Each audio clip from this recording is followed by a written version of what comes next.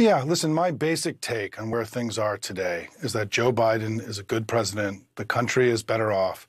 The Democratic Party is strong, winning elections, raising tons of money. And they have Trump, who is the ugliest political thing that any of us have ever seen. You just spent the first 30 minutes of this show talking about all of his troubles. And so I think that as someone who's been in elections for a long time, I think there is a quiet confidence in the Democratic Party.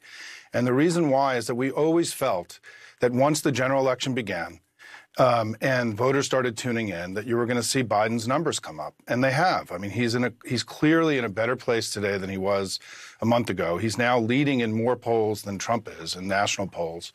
And so I think we feel good about where we are, but we also know we have an awful lot of work to do.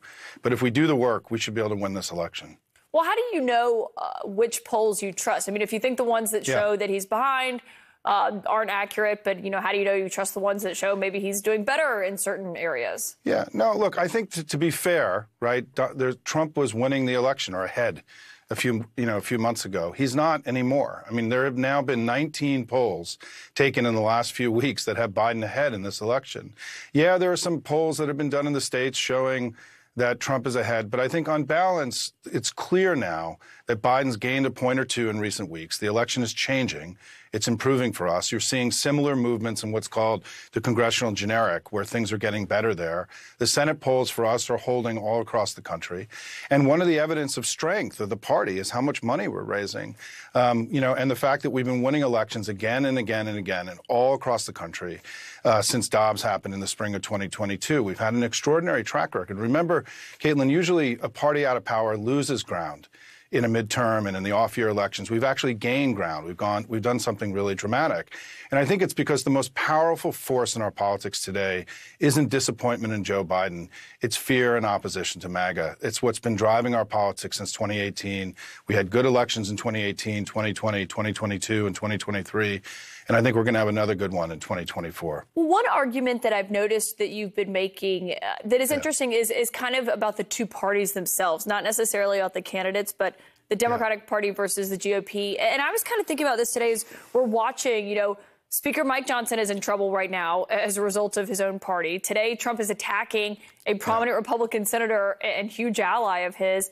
But you kind of have made this argument that the unison and the differences in those in the two parties will have a big impact. Yeah, I mean, this stuff matters. I mean, part of what I do and other political analysts do is we don't just look at polling. You have all these other things to look at, right? The strength of the candidate, the arguments that they're making, how much money are they raising, the track record, right? But also about party unity and whether the team is together. The Democratic team is really together right now. I mean, you've just seen in the last 10 days, Biden do events with Obama and Clinton and Bernie Sanders, and there was no serious opposition to Biden in the primary. On the other side, Trump is facing an unprecedented rebellion in the Republican Party from people like Mitt Romney and Liz Cheney, serious people, right, who've said they're not going to be voting for Donald Trump. We saw what happened with the Haley voters in the polling in these early states, where a big chunk of Haley voters said they were not going to vote for Donald Trump, that they would be open to voting for Biden. I think the Republican Party has splintered. I think something broke inside the Republican Party after Dobbs in the spring of 2022, where even for a big chunk of Republicans, this was just a bridge too far. It was too much.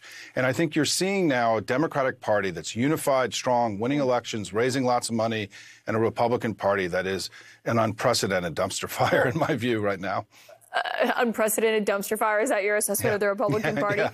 Well, I mean, okay, but President Biden does have some challenges of his. And I wonder when you look at this, because I should know, you are someone who predicted that the midterms would go better for Democrats than they did, something that I know that you were proud of. But on the biggest issues facing Biden, whether it's what's happening in Gaza, his age, RFK Jr., what do you think is his biggest challenge right now? Well, I think on his age, I think he did a lot to assuage people's concerns by his incredibly strong performance in the State of the Union. And I think that we have to recognize about his age is that we as Democrats have to say that age is not just a liability for Biden. It's also an asset. It's one of the reasons he's been such a successful president. I mean, maybe during a time of enormous challenge, having the most experienced guy to ever go into the White House was a blessing for the country and not a challenge for us. And so I think we've got to take the age issue head on. And on the rest of the issues, have me back, Caitlin, and we can cover them more in depth. But thank you for letting me be here tonight. We certainly will. I mean, they're not going away, and obviously Yep. RFK Jr. certainly isn't. We've talked about that a lot. Obviously, it's happening in Gaza. Simon Rosenberg, great to have you on The Source tonight. Thanks for joining us. Thanks so much, Caitlin. Resolute Square.